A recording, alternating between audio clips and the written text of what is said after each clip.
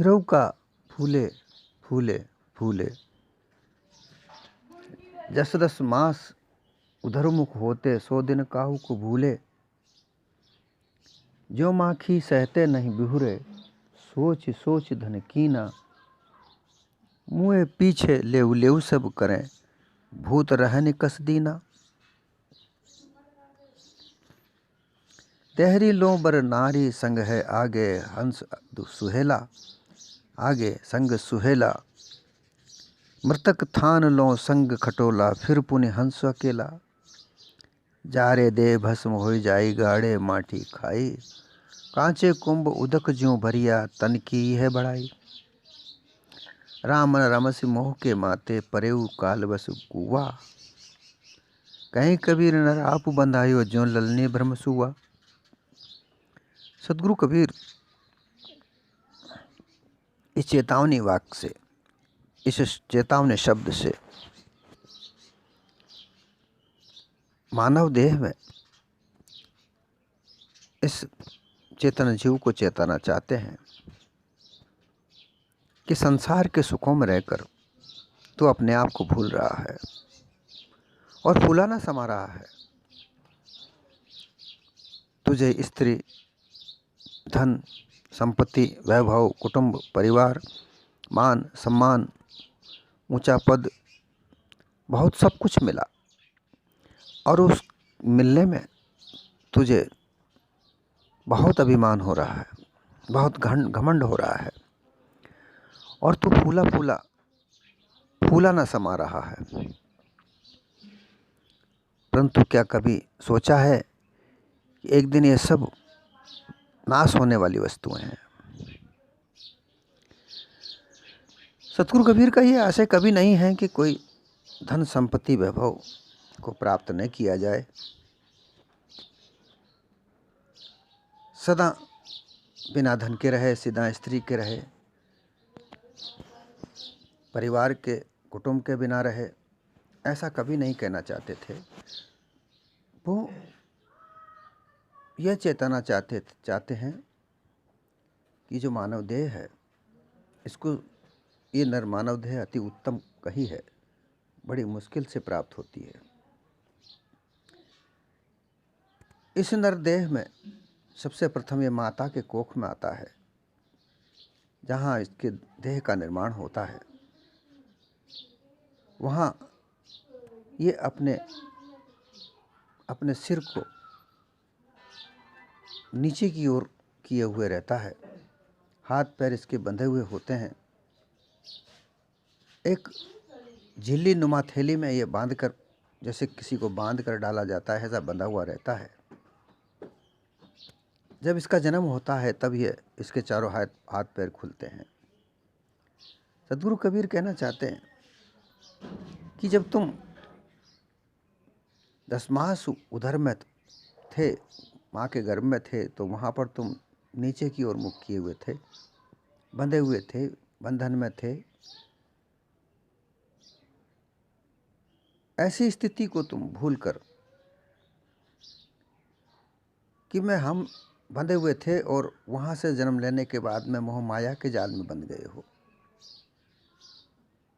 ये दिन काहे नहीं भूलते? इस बात को क्यों भूल जाते हो? तुम बंधे हुए थे, बंधे हुए रहे हो, इस बात को विचार करने की आवश्यकता है। अर्थात धन कमाने की लालसा में, धन कमाने की भागदौड़ में, सुंदर स्त्री को प्राप्त करने की भागदौड़ में, इच्छा में, लालसा में, कुटुंब परिवार प्राप्त करने की लालसा में, मान सम्मान पाने की लालसा में, धन का अंबार लगाने की लालसा में तुमने अपने आप को भूल गए हो। धन कमाना बुरी बात नहीं है, इस मानव जीवन को चलाने के लिए धन की अति आवश्यकता है, लेकिन इतनी भी आवश्यकता नहीं है कि अपने आप को भूल जाए। स्त्री का सुख भोगने की आवश्यकता है, सृष्टि आगे बढ़ाने के लिए ये आवश्यक है, परंतु इतना भी नहीं कि स्त्री सुख में अपने आप को भुला दे। ये मोह माया का जाल है, इसमें अपने आप को भूलकर जो रहता है, जो सदैव दुखी रहता है, सुख प्राप्ति के उसके सारे रास्ते बंद हो जाते हैं। धन से किसी प्रकार का सुख नहीं प्राप्त किया जा सकता, स्त्री भोग से किसी प्रकार का सुख नहीं प्राप्त किया जा सकता। बंधु बांधव सब समय समय के होते हैं, सब समय समय पर उनको याद किया जाना चाहिए, उनका सहयोग समय समय पर लिया जाना चाहिए। अगर तुम अच्छे कार्य करते हो तो मान सम्मान भी तुम्हें मिलेगा, परंतु मान सम्मान में नहीं भूलना चाहिए कि मैं क्या अच्छा कार्य करूं, ये अपने कार्य को नहीं भूलना चाहिए। ये चेतने की बारी होती है। जीव हमेशा चेतन स्वरूप है, ज्ञानाकार है, परंतु मोह माया के जाल में उलझकर अपने चेतनता को ये बिसर कर और मोह माया में बंध कर अपने को अल्पज्ञ समझने लगता है। और इस अल्पज्ञता को दूर करने के लिए वो धन, वैभव, संपत्ति, स्त्री पुरुष, इनको ढूंढने लगता है, इनमें सुख बांधने लगता है और इन सुखों को प्राप्त करके वो चाहता है कि मैं मुक्त हो जाऊंगा, लेकिन ऐसा नहीं होता। वो बंधन पे बंधन बंधाया जाता है। जैसे ज्यों माखी सहते नहीं बिहुरे, सोच ही सोच धन की ना। जिस तरीके से मधुमक्खी शहद को एकत्रित करने के लिए कितना परिश्रम करती है, फूलों पर, वनस्पतियों पर जगह जगह भागती फिरती है, वहाँ से एक एक बूंद शहद को इकट्ठा करके और छत्ते में जमा करती है। जब वो छत्ता पक जाता है तो भी उसे नहीं छोड़ती है। वो छत्ता पकने पर या तो कोई उसको धुआं लगाकर उसको छुड़ा लेता है, मक्खियों को भगाकर धुआं से मक्खियाँ भाग जाती हैं और वह शहद को ले लेता है, या फिर वह स्वतः वो छत्ता भरपूर रस होने पर फूट जाता है। इसी तरीके से मानव तन में धन कमाया हुआ, वैभव कमाया हुआ भी इसी तरीके का होता है। धन कमाना बुरी बात नहीं, मैं दोहरा रहा हूँ, लेकिन इसका सदुपयोग और भी ज़्यादा महत्वपूर्ण है। धन को कमाकर लोग गाड़ते जाते हैं, छुपाते जाते हैं। अंत समय वो बता भी नहीं पाते मेरा धन कहाँ रखा है, और वह वैसे ही गारत में चला जाता है, अंधकूप में पहुंच जाता है, जहाँ से किसी को प्राप्त नहीं होता।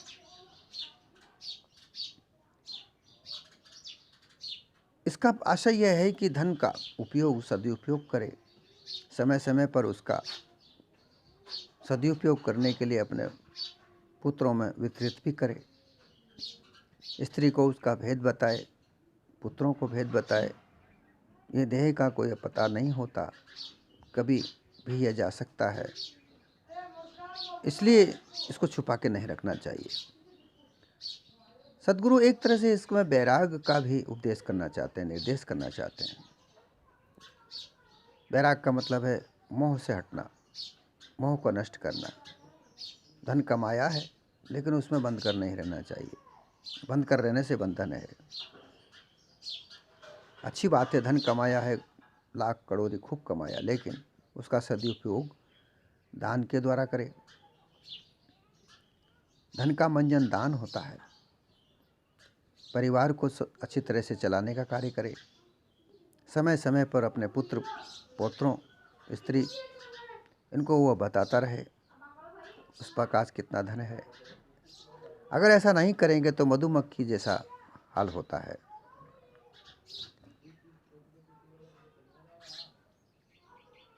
मुँह पीछे लेहू लेहू करें सब भूत, रहने कस दीना। ये देह का कोई अता पता नहीं, किस दिन ये देह नष्ट हो जाएगी, और जब मर जाता है व्यक्ति, ये मानुष्य देह में से चेतन स्वरूप जीव निकल जाता है, तो उस पड़े हुए धन को सब ले बांटने के लिए खड़े हो जाते हैं। ऐसी ऐसी स्थितियां देखी जाती हैं कि पिता की लाश आंगन में पड़ी रहती है और भाइयों में उस धन को बंटवारे के लिए झगड़ा होता है। ऐसे बाद में इस देह के जाने के बाद ऐसी स्थिति पैदा हो, उसके पहले ही ऐसा इंतजाम किया जाना चाहिए ताकि सब उस कमाए हुए धन को बंटवारा करके सुख शांति से अपना जीवन व्यतीत करे। शास्त्रों में कहा है कि पूत सपूत तो का धन संचय, पूत कपूत तो का धन संचय।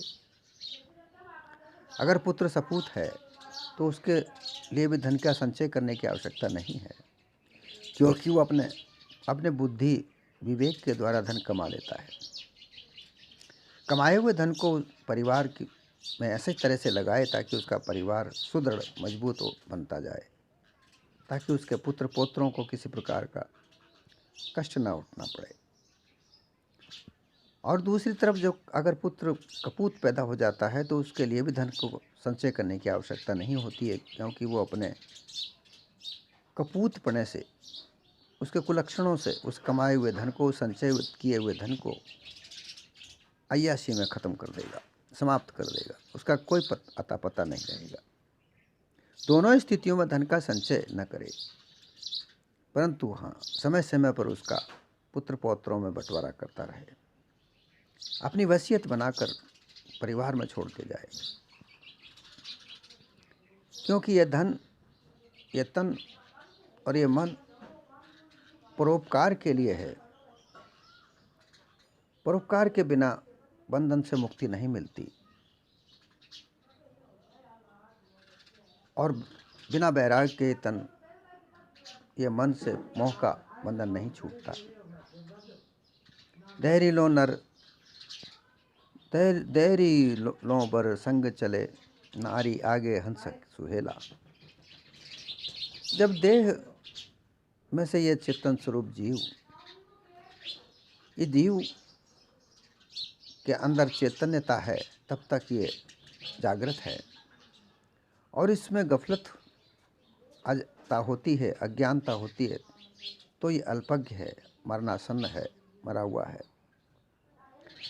जब इसमें अज्ञानता होती है तब ये अपने आप को मरा हुआ समझता है कि मैं मरूंगा, मेरा जन्म मरण होता रहेगा, मैं आवागमन के चक्र में बंधा रहूँगा, ऐसा विचार इसमें जमा हुआ होता है। और जब ये चेतन स्वरूप चेतन हो जाता है, इसकी चेतना को यह जागृत कर लेता है तो जागृत स्वरूप हो जाता है और ये जान जाता है कि मेरा जन्म मरण नहीं होता, मैं अमर अविनाशी हूँ, छूटना तो देह है। यही चैतन्यता की निशानी है। जब ये चैतन्य हो जाता है तो सर्वज्ञ हो जाता है, मतलब अर्थात सर्व को जानकार हो जाता है, सर्व का जानकार हो जाता है। और फिर ये जब सर्वज्ञ हो जाता है तो ब्रह्म स्वरूप हो जाता है, ऐसा वेदांत कहता है। परंतु बिना निज स्वरूप के ब्रह्म स्वरूप भी माया मोह का ही जंजाल है। अर्थात अपने चैतन्यता को जागृत करे, अपने निस्वरूप में स्थित हो जाए, तब मोह माया का जाल कटता है। ऐसी स्थिति प्राप्त करने के बाद फिर किसी प्रकार का बंधन नहीं रह जाता। तो जब ये देह छूटती है, ये बिल्कुल सत्य यथार्थ है कि देह जो बनी है वो बिगड़ती जरूर है और इसके बिगड़ने पर हंस अकेला इस देह से निकल के जाता है। हंस अर्थात सो अहम, वह मैं हूँ। जो चैतन्यता है वह मैं हूँ। जो चैतन्यता 5 जड़भूत का निर्माण करके उससे सृष्टि का रचना करती है, वह चेतन स्वरूप, वह मैं हूँ। सो हम, ये उसी से हंस शब्द बना। हंस, अहम, हंस, अहम स, मैं वह हूँ, मैं चेतन स्वरूप हूँ। इससे यह हंस शब्द का निर्माण हुआ और इससे कहता है कि हंस निकल जाता है। इसके साथ जब मृतक देह, जब इसको दाह संस्कार करने के लिए बाहर निकाला जाता है तो देहरी तक इसकी पत्नी चलती है। जो सांसारिक रूप में देहधारी पत्नी होती है वह इसको देहरी तक ही चलती है और आगे उसके जो बाराती बनते हैं, जो संग सहेले होते हैं, वो इसको साथ जाते हैं और जहाँ इसकी दाह क्रिया होती है वहाँ तक केवल खटोला जाता है, जिस पे अर्थी बनाकर जिस पर ले जाया जाता है वो अर्थी भी केवल शमशान घाट तक ही जाती है। उसके बाद तो लकड़ी में चुनकर अग्नि में जलाकर उस देह का भस्म कर दिया जाता है। उसके बाद तो हंस अपना अकेला रह जाता है, वहाँ कोई आगे नहीं जाता। मृतक थान लो संग खटोला, फिर पुनिद हंस अकेला। जब तक मृतक थान अर्थात जहाँ शमशान भूमि होती है वहाँ तक ही जाता है, उसके बाद हंस अकेला ही जाता है। जा रे देह भस्म हो जाई, गाड़े माटी खाई। इस देह का, इस तन का या तो अग्नि से जला दिया जाता है या मिट्टी में गाड़ दिया जाता है। दोनों तरह से इस तन का अंतिम संस्कार कर दिया जाता है और फिर उसका नाम निशान नहीं रहता। ये ठीक ऐसी स्थिति होती है कि जैसे कच्चे कम्ब उदक ज्यों भरिया, तन की है बड़ाई। इस तन की कोई मान बड़ाई नहीं है। इस तन के द्वारा जो परोपकार कार्य किए जाते हैं उन्हीं की मान बड़ाई होती है। आज जिन जिन भी महापुरुषों की हम तस्वीर देखते हैं, मूर्तियां देखते हैं, ये महापुरुषों ने संसार में परोपकार कार्य किए, इसलिए उनको याद किया जाता है। वो मूर्ति से के आधार पर उनको याद किया जाता है, उनको देखा जाता है। जिस तरीके से कच्चा मटका होता है उसमें अगर पानी भरा जाए तो पानी से वो मिट्टी गल जाएगी और पानी फैल जाएगा। उसी तरीके से धन मान सम्मान त्रिया कुटुंब परिवार इस देह से लगे हुए हैं जो कच्चे मिट्टी की बनी हुई की तरह होती है। इसका कोई अमृतत्व नहीं है। अमृतत्व तो है तो चैतन्यता है, जो चैतन्यता इस जीव की है। चैतन्यता को समझ कर ये जीव अमर होता है अपने ज्ञान स्वरूप में। चैतन्यता ज्ञान है। चैतन्यता ज्ञान को प्राप्त करके यह जीव अपने आप के अमृतत्व को प्राप्त करता है। बाकी तो इस देह की कोई मान बढ़ाई नहीं है। सदगुरु कबीर आगे कहते हैं कि राम न रमसी मोह के बातें, परेव काल के कूपा। हे मूर्ख नर, इस नरदेह को प्राप्त करके, यह नरदेह अति उत्तम है, इसमें हर कार्य किया जा सकता है, पुरुषार्थ किया जा सकता है। और इस पुरुषार्थ को न करके, अपने चैतन्यत्व को नहीं प्राप्त करके, अपनी चेतना को नहीं प्राप्त करके, इसमें चेतना राम जो रम रहा है, इस देह में जो रम रहा है, जो चेतन स्वरूप जीव तेरा स्वरूप है, तेरा निस्वरूप है, उसको तू नहीं जानता है। रमने का मतलब है कि तेरे चेतन स्वरूप को तू नहीं जान पा रहा है। तेरा निस्वरूप है, जो तेरा निस्वरूप है, जो चेतन स्वरूप है, जो तेरा निस्वरूप है, उसको तू प्राप्त नहीं कर पा रहा है और तू मोह के फंद में बंधा हुआ है। अगर तू मोह के फंद में बंधा रहेगा तो अंत समय काल के वश में आवागमन के चक्र घूम पड़ेगा। इसलिए इसको समझने की तुझे अत्यंत आवश्यकता है। कहें कबीर नर आप बंधायो, ज्यों ललनी भ्रमकूपा।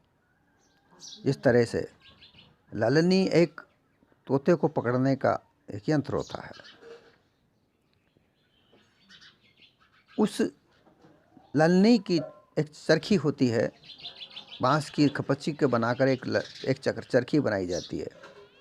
जैसे उस चरखी पर तोता बैठता है वो चरखी घूम जाती है। उसमें एक तरफ कांच लगा हुआ होता है जिसमें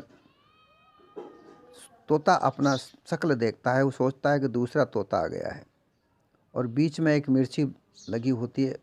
वो सोचता है कि अगर मैं उड़ जाऊंगा तो ये मिर्ची को दूसरा ही तोता आया है वो खा जाएगा, और वो उसको छोड़ता नहीं है, वो लटका रहता है। और ऐसे में आकर के वो तोता पकड़ने वाला उसको पकड़ लेता है। आधार लालच है, आधार मोह है। इस मोह जाल में बंधा हुआ खुद मानव अपने आप से बंधा हुआ है।